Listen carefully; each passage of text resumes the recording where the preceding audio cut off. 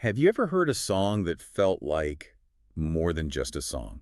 Like you just went on a whole journey in, I don't know, 5 or 6 minutes. A complete story all packed into one track. Exactly. And that's what we're talking about today. Concept songs. Music that's built from the ground up to tell a really focused story. Right. And the key word there is built. It's so intentional.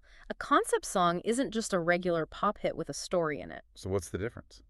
Well, with a concept song, every single choice, I mean the lyrics, the instruments, even like a weird sound effect in the background, it's all there for one reason. To serve that central idea. Precisely. It makes the whole thing incredibly immersive. It's not just about being catchy, it's about making you, the listener, feel like you're watching a short movie or reading a chapter in a book. Which lets artists get so much deeper into a topic than they could in a typical 3-minute radio song. Yeah, you can tackle a historical event, a character's journey, anything, really. And this idea isn't new, is it? It didn't just pop up out of nowhere. Not at all. I mean, if you go way, way back, you can find this in classical music. They used to call it program music. Where a composer would try to make an orchestra sound like a painting or a poem. Exactly. The music was telling a specific, non-musical story. And, folk music has always been about storytelling. So where does the modern version come from? You can trace it to mid-20th century jazz.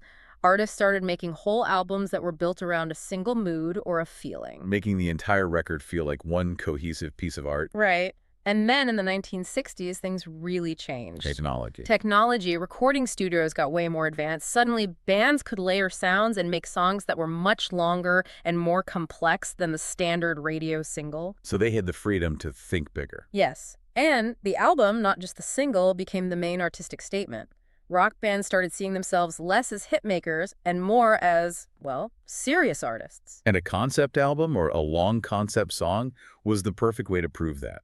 It told the world, hey, take this as seriously as you would a book. And it totally changed how people listened to music. Okay, so if you're listening to one of these songs, where do you even start? How do you figure out the main idea? The first step is always finding that central theme. It could be something simple like joy, but usually it's more specific. Like the moon landing or something like that. Yeah, exactly. The artist leaves you clues. The title is the most obvious one, but you have to listen for repeated words or metaphors. Little breadcrumbs. They're breadcrumbs.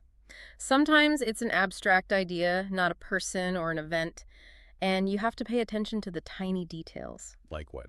If a lyric mentions a specific number, say 5 miles, that's probably not random. It could be the key to the whole story. So once you have the theme, you look for the story structure. Right. These songs almost always follow a classic narrative structure. A beginning, a middle, and an end. An introduction that sets the scene, a middle section where the big conflict happens, and then a resolution where it all wraps up. But how does the music show you that structure? That's the brilliant part.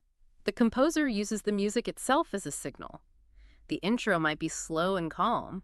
And then for the conflict. The tempo might suddenly speed up. The music might get louder or switch to a sadder-sounding minor key. The music is guiding you through the plot.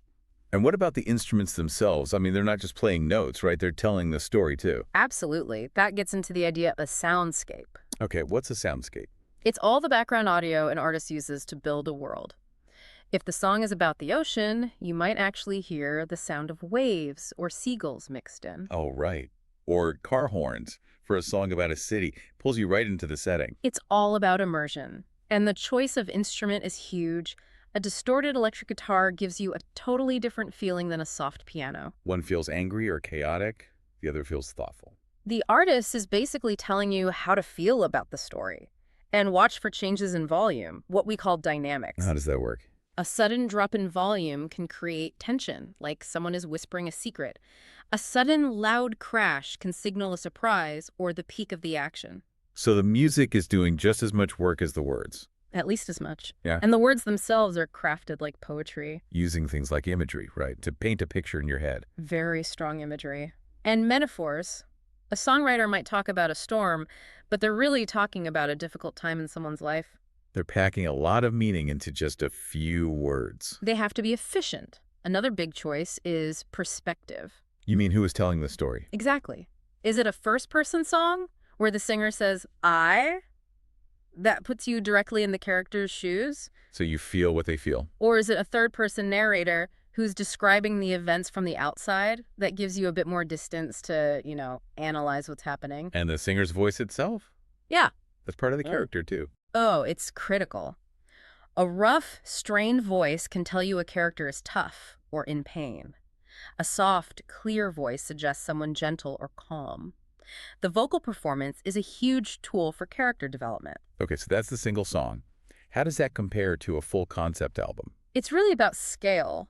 A concept song is like a short story.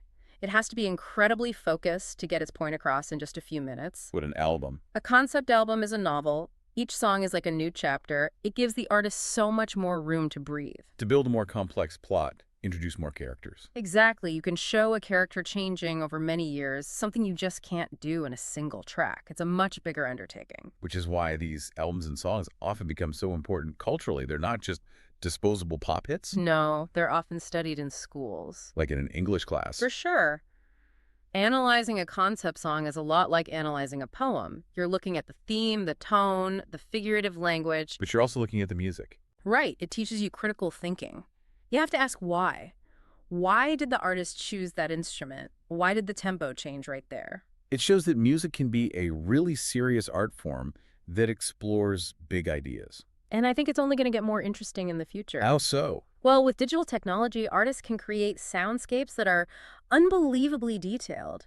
The tools they have for building these worlds are just getting more powerful. You could even imagine things like virtual reality experiences tied to a song. You could literally step inside the story.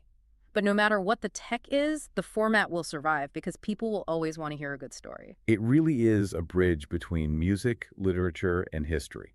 It makes you a more active listener. It really does. So next time you're listening to a song and it feels like there's more going on, try to hunt for those clues. The hidden musical phrases, the sound effects in the background, the changes in the beat. Every little piece is there for a reason, put there by the artist for you to find. Remember to listen closely to the stories music is telling you.